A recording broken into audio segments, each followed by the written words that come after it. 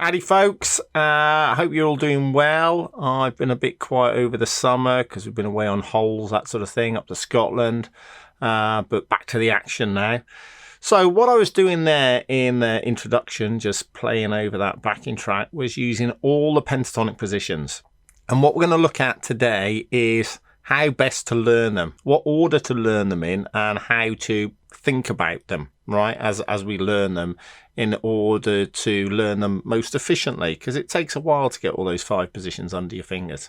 So we're going to assume you know position 1, because everybody knows position 1. Even my dog knows position 1. I don't even have a dog, but there we go. Right, so we're going to assume you know position 1, and we're going to work from there, and we're going to do it in A minor, nice and simple. So I'm not going to go through position 1 because you know it, right? So what we're going to learn next is position 4. Now we're thinking, why the hell are we learning position 4 next? Now we're learning position 4 next because position 4 is very much like position 1. Let's think of the first 3 strings of position 1, which is this, right? We're going to do that in position 4, but our root note, instead of being this A, is going to be this A here. So we're going to go, it's exactly the same thing, but I'm just playing off the A string. So instead of this, I'm doing this. So the first 3 strings of position 4 are exactly the same as the first 3 strings of position 1, but I'm just coming off the A string. Now you might be saying, well, what about the E string? I'd ignore the E string in position 4, right? I mean, especially in A, you're not going to play that very often anyway. So I'd just play from the A string. It makes sense playing from the root as well. So now in position 1 we go on the G string. If we do that on this, it doesn't sound right because the B string is tuned differently. So all we've got to do is go up a fret. So we've got this, right, which is the same as that. It's just an octave higher. Okay, so the B string, all we're going to do is shift up a fret and do a tone. We're moving a tone, aren't we? Now the E string, okay, is like that. So we've got from the E note to the G note, which is the same as the E to the G in position 1. So we're doing this, but an octave higher. And that's it. If you want to incorporate the E string, we just put that on top of it. But like I said, I wouldn't bother. Just play position 4 from the root there, okay? So think of position 4 as the same as position 1, pretty much, okay? So now you've got position 4 nailed. What are you going to do next? Now you're going to do position 5, okay? Why position 5? Because position 5 comes off the back of position 1. Position 1 starts here to the right of this root note. Position 5 starts to the left of it. All right. Now, position 5 is quite easy in another respect in that it's symmetrical because we've got 3, 5, 3, 5, 2, 5. Then we just reverse that. 2, 5, 3, 5, 3, 5. So I'm trying to give you your brain little tricks to remember things. Remember, your brain likes patterns. So the more patterns and tricks we can give it to remember things, the better it's going to remember things. So we just think position 5, the left of position 1, and we think of that symmetry, and then we've got the mirror image there. So now you've got position 1, which you already had, you've got position 4 nailed, and you've got position 5 nailed. And if you've watched my video on how to find all the pentatonic positions instantly, which was a little while back, this links with it really well, okay? Because I'm talking about, at the same time as talking about how to learn the pentatonic positions, I'm incorporating the root note with it all the time. So that means you can find that pentatonic position instantly. So position 4, for example, in, I don't know, E. Instead of starting with an A note, I just start with an E note. And I do exactly the same thing as I did here, but here. So now I can play position 4 in E instantly. But if you watch that video, it goes into it in a lot more detail. Right, position 5 in E. I just come off the left of this E note here.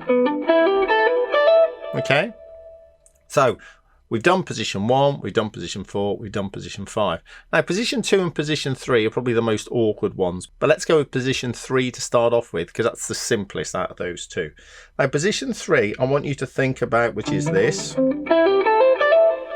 We're going to start off the 10th fret. Now, the first 3 strings are all the same, so that's easy. 10, 12, 10, 12, 10, 12. So that's the easy thing about position 3, okay? Now, on the G string, we're going to go 9, 12, and the B string is the same as the G string, but just a fret higher. So instead of getting this, we get this. Yeah? It's exactly the same thing, but we just shift it up. So that's kind of how you remember it. 9, 12, and then shift up to 10, 13. Just shift up. Yeah? And then the high E string is the same as these 3 strings. So in position 3, 4 of the strings are just the same. Yeah, they're just 10, 12. It's just the G string here and the B string that are a tone apart. So we go in, which is the same as this bit, isn't it? It's the same notes. We go in the E to the G, and then we go in the A to the C. This is E to G, A to C. Remember, the notes in these positions are all the same.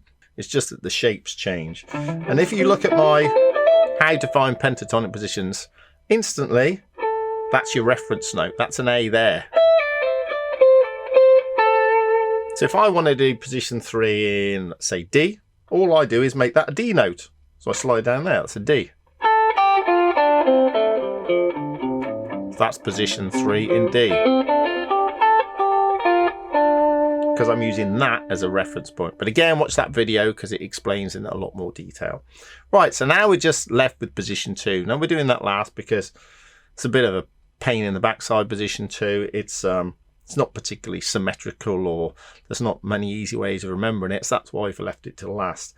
Now, position 2 obviously starts above position 1. We'll talk about how to find it instantly in a second. Right? Now, 3 strings are the same. Okay, the E string, the B string, and the high E string are the same. So those 3 notes are fine. They're 8, 10. All right, they're all 8, 10.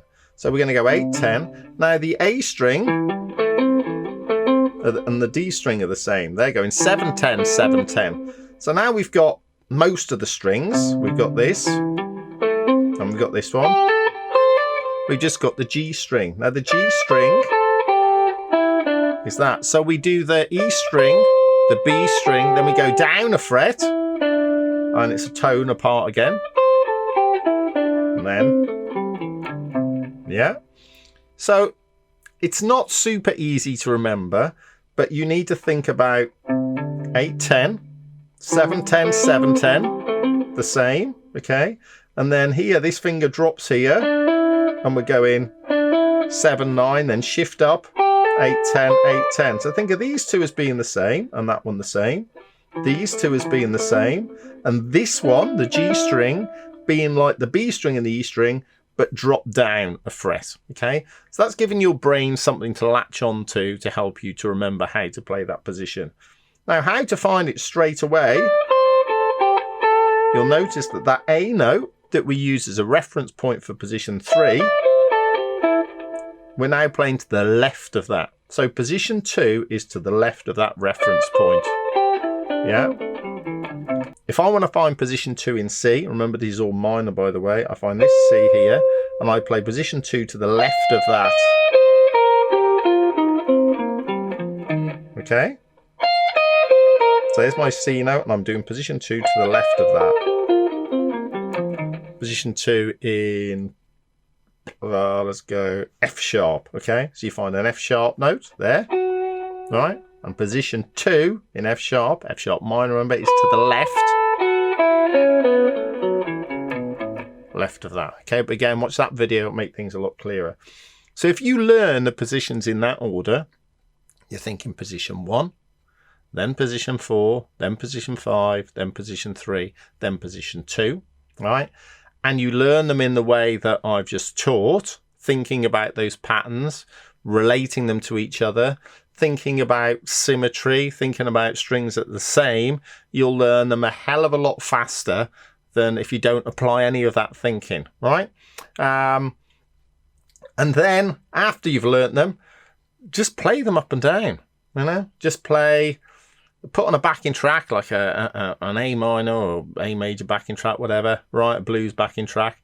Play position 1, then position 2, then position 3, then position 4, then position 5, okay? Also do it in the order you learnt it. Play position 1, then position 4, then position 5, then position 3, then position 2. Play them in different keys, and then you'll start to get really familiar with them. It takes time to do this stuff. It takes time to learn this stuff, so take it easy, but you will find if you apply my methods, you will learn them a hell of a lot faster than if you didn't. Okay, have fun. Don't forget to subscribe, hit like, all that business. Check me out on the Patreon page. I'll put this on the Patreon page with tabs and whatnot to support it, so you'll get extra information on there. Catch you next time.